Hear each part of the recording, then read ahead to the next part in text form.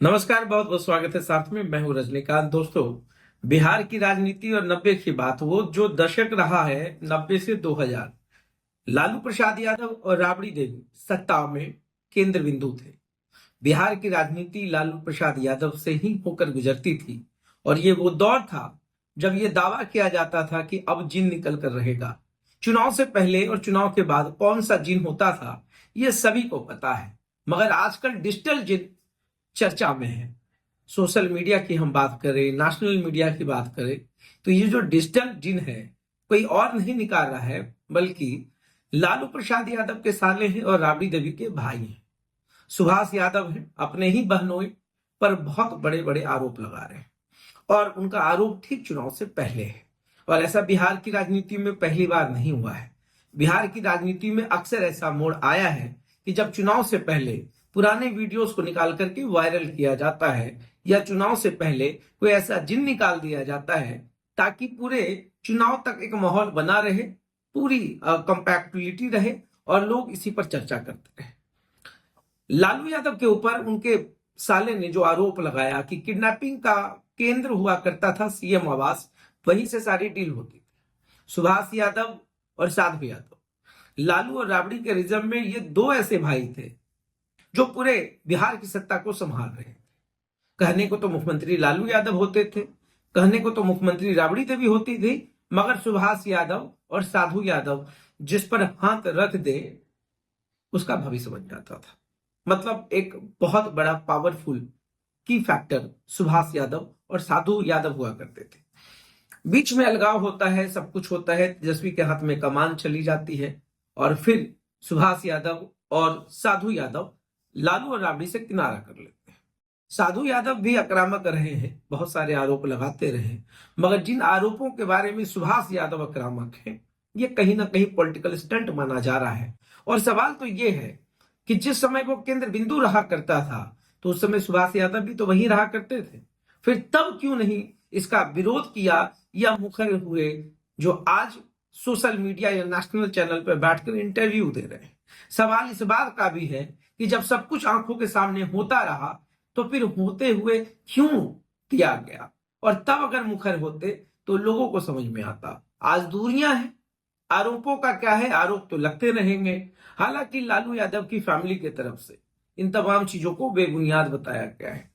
खुद साधु यादव ने भी कहा है कि ये बातें गलत है।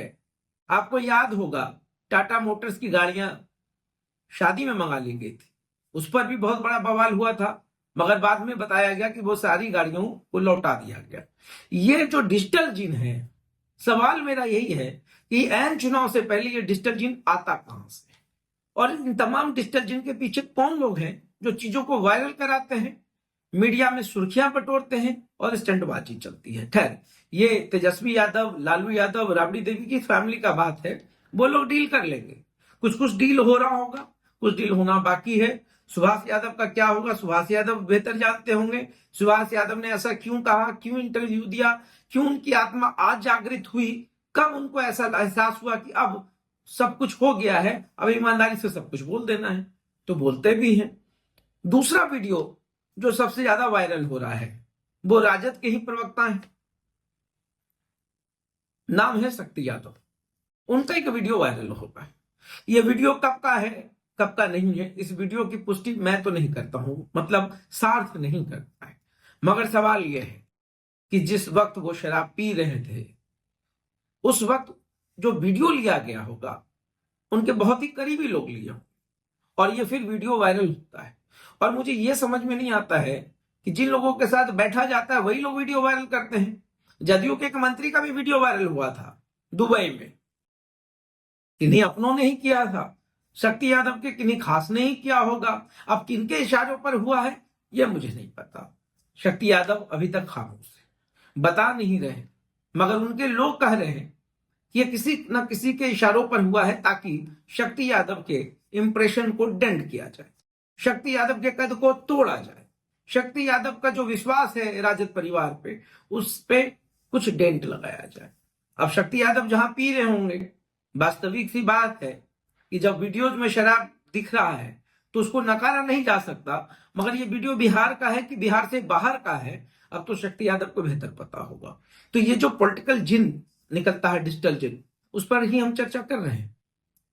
हालांकि लोगों का प्रेशर है कि शक्ति यादव को अपना पक्ष तो रखना चाहिए, मगर उनके लोग कह रहे हैं कि पूरा वीडियो जो है कहीं बिहार से कोई लेना देना नहीं है। अब उनके बैठने का तरीका, अब वो तो भाई शक्ति यादव बेहतर जानते होंगे कहाँ बैठे हैं, ड्राइंग में कैसे बैठना चाहिए। मगर चलिए ठीक है, चर्चा में है, चुनाव से पहले चर्चा में है तो बहुत कुछ होना है, उस चर्चा पे भी हम बात कर चुके हैं।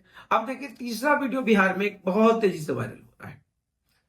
लड़की का पता नहीं है, स्वयंवर की तिथि का पता नहीं है, मगर एक आदमी जो है खुद को दूल्हा बना करके कार्यक्रम स्थल पर पहुंचा हुआ है। कार्यक्रम स्थल ही सिर्फ लोगों को पता है कि ऐसी संभावना हो सकती है कि नीतीश कुमार के बेटे निशांत, अभी तक ना तो निशांत कुमार ने कुछ कहा है ना नीतीश कुमार ने कहा है, मगर देखिए सोशल मीडिया पर एक परसेप्शन तैयार कर लिया गया है। तिथि भी बता दी गई कि होली के बाद जो है सब कुछ तय है, और न्यूज में, मीडिया में सेंसेशन की तो कमी होती नहीं है। किसी एक मंत्री से बुलवा दिया।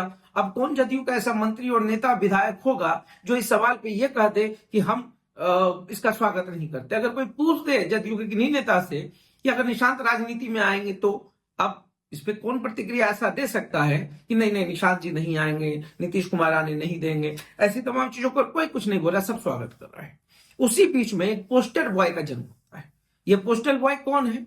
ये पोस्टर बॉय कांग्रेस के नेता बने हुए हैं, नाम है रवि गोल्डन कुमार।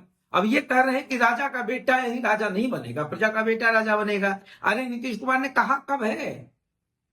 सवाल तो यह भी उठ रहा है ना कि अगर नीतीश कुमार कहते हैं कि मेरी ख्वाहिश है कि मेरा बेटा आए, तो एक बात समझ में आती, सिर्फ चर्चा पे पोस्टर का पूरा खेल हो गया और चर्चा में गोल्डन कुमार आ गए। नेशनल चैनल खंगालने लगा, रीजनल चैनल खंगालने लगा।